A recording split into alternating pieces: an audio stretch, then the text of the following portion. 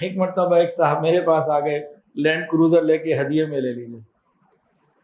میں نے والد صاحب سے پوچھا، ابو نے منع کر دیا نہیں لینی، وہ زبردستی چھوڑ گئے. پھر چند دن رکھی ہوئی ان کو واپس دے دی. تو لوگ آ جاتے ہیں شوق میں، تو کوئی نہ کوئی ہدیہ کا سلسلہ یہ آپس میں چلانا چاہیے، چلتا رہنا چاہیے. یہ بھی ایک بہترین رزق کا سلسلہ ہے. تو بہرحال اللہ رب العزت ہدیوں کے ذریعے بھی بہت سارے لوگوں کے مسائل حل کروا رہے ہوتے ہیں، بہت سارے لوگوں کے، ہمیں پتہ نہیں ہوتا. اللہ تعالیٰ کا ایک نظام ہے جس سے اللہ تعالیٰ دے رہے ہوتے ہیں. حضرت معاویہ رضی اللہ تعالی عنہ وہ ہر سال کبھی 1 لاکھ کبھی 2 لاکھ درہم حضرت حسین اور حسن حسین رضی اللہ تعالیٰ عنہما کو بھیجا کرتے تھے. جب حضرت حسن کا انتقال ہو گیا تو حضرت حسین رضی اللہ عنہ کو آتے رہے.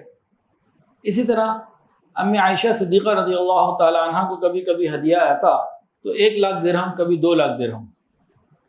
اب یہ 2 لاکھ درہم جو ایک وقت میں ہدیہ ملا، اس کی آج کی ویلیو کیا ہوگی؟ اب آج کا چاندی کا ریٹ کیا ہے وہ لگا لیں تو 595 کلو چاندی ایک وقت میں کسی کو گفٹ مل جائے تو کیا ویلیو بنی ہوئی ذرا لگائیں.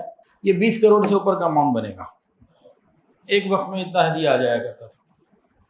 پھر مختلف قسم کے موقع پہ مختلف لوگوں کو، صحابہ کرام کو، خود نبی کریم صلی اللہ علیہ وآلہ وسلم کو بڑے بڑے ہدایات آتے رہے.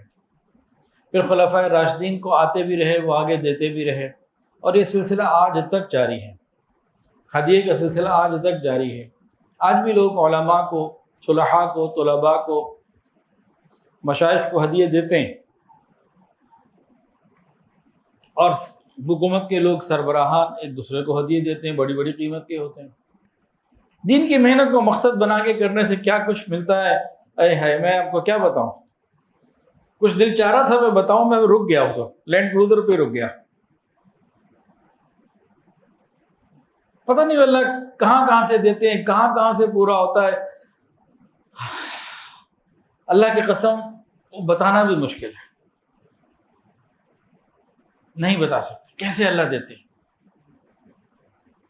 آپ پاکستان کے کسی مدرسے میں چلے جائیں، بڑے بڑے جن کے کروڑوں روپے مہینے کے خرچے، ان سے جا کے پوچھئے خرچہ کیسے پورا ہوتا ہے، انہیں نہیں پتا.